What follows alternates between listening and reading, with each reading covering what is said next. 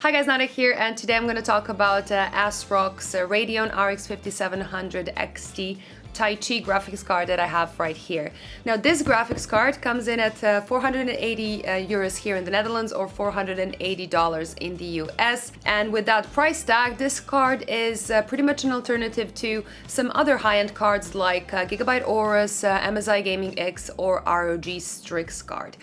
What is different with this card is that we don't really have that many expectations from it because first, ASRock is a pretty new brand in the GPU market and they've only released a couple of AMD chips so far, and not to mention this is their very first high-end Taichi card. So when you get a card that's brand new and has a price tag so close to the other high-end cards that we know already, the only thing you can do is sit down and hope it will be just as premium.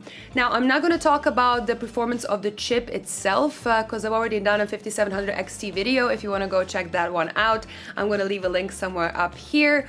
I'm just going to talk about the performance of this card and how does this one compare to the other 5700 XT cards that I've reviewed so far. Before we start commenting how I forgot the Power Color card and the Sapphire card, I did not forget, I simply don't have them, so tough luck.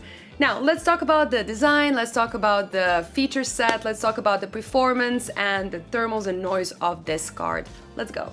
This video is brought to you by the new Asus ZenBook Pro Duo. It features a stunning 4K OLED display and a second 4K touchscreen, making it the ultimate productivity laptop. Now, with the latest Intel Core processors and an NVIDIA GeForce RTX 2060, it can handle any creative task and you can even game on it. Check it out using the links in the description below. From a physical perspective, the ASRock RX 5700 XT Taichi looks like a proper high-end card. It is 325mm long and just over 145mm tall, and it takes 2.5 slots. Now you can see there is a decent heatsink underneath the unavoidable plastic covers, and they didn't make a mistake of closing off the sides for airflow. The metal backplate is also very good looking, with ASRock's Taichi gears as a very nice little touch. It is definitely something different from the competition, and what I personally do like is that they've got the motherboards to match the exact design, something that can be said for every Asus, MSI or Gigabyte card. In terms of connections, you get a bit more than average, which is 4 display ports and 2 HDMI ports, and that should be plenty for most people. ASRock followed the example from Asus by adding a BIOS switch to the actual board, and you will see test results from both OC and silent setting, of course. Now, there is also an LED switch to turn off the RGB implementation if you want to. Now, honestly, I'm not too sure what to think of the RGB. It is definitely bright and noticeable, but I personally can't help but feel it looks a bit tacky, and you only get RGB around the middle fan and the logo. I think it looks more like an afterthought of someone saying, "Oh shoot, we forgot the RGB." But of course, this is my opinion. Some of you actually might like it, and if you don't, you can always turn it off. As for performance, as I've said at the start of the video, I'm not going to talk about the chip itself. I am going to, however, leave a short summary for you that haven't seen any reviews at all and don't have time to watch yet another video. So, too long didn't watch, the Navi GPUs are doing an excellent job. The RX 5700 XT offers more performance than you need for 1080p gaming and an overall excellent 1440p experience. It is faster than the RTX 2060 Super, but just behind an RTX 2070 Super that is usually quite a bit more expensive.